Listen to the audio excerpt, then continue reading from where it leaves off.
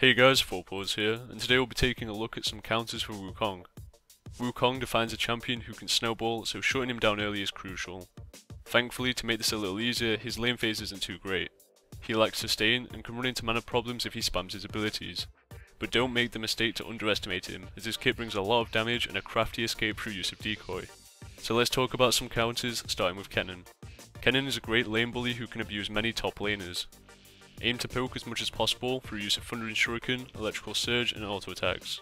As you chip away at Wukong's health, he'll be forced to burn through his health potions.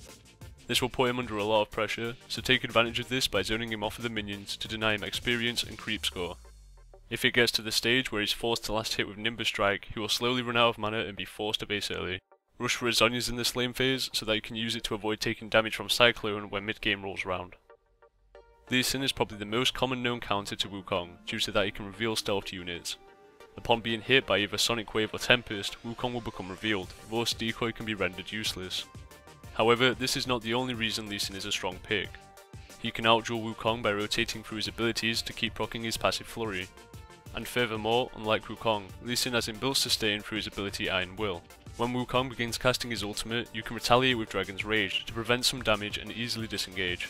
Dragon's Rage can be used throughout the game to reposition Wukong, just take care to not kick him into an ally.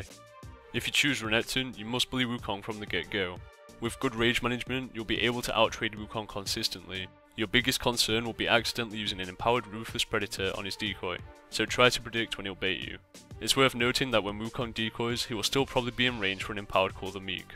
Also, Call the Meek's healing effect will proc off of hitting the decoy, on top of generating some extra fury for Renekton. This lane should be one-sided, as long as Renekton doesn't fall to an early gank. Next up is Riven. Riven is an excellent duelist, and thanks to her abilities having rather short cooldowns, she can apply constant pressure to Wukong. You should focus on early aggression, as this is where Riven shines. Wukong should never be able to control a trade. If he decides to Nimbus Strike onto you, retaliate with Key Burst to turn the trade around. Upon reaching level 6, you should not underestimate Wukong's kill potential, so don't linger around in the lane with low health. But overall, upon building some lifesteal with items such as Bloodthirster, there should be little that Wukong can do in a 1 vs 1 scenario. When playing Rumble, remember that until around level 4 you are relatively weak, so focus on farming with Electro Harpoon and using Scrap Shield to block any of Wukong's harass.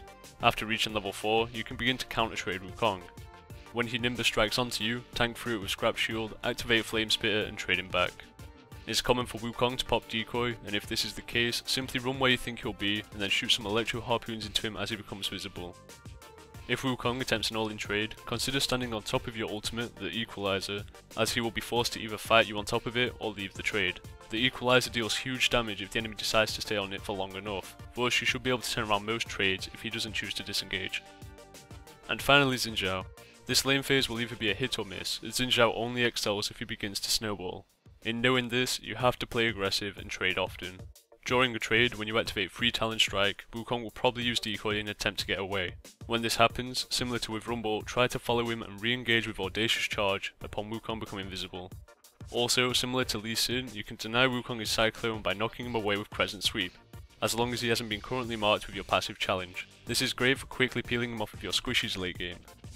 My general tip for dealing with Wukong is to always carry a Vision Ward. This Vision Ward can be used to kill Wukong if he attempts to escape on a tiny bit of health, or during a teamfight to prevent his decoy from allowing him to reposition. To conclude, Wukong doesn't have a great lane phase, so you should aim to punish him early. He does scale really well into endgame, so prolong him reaching that stage by zoning and denying.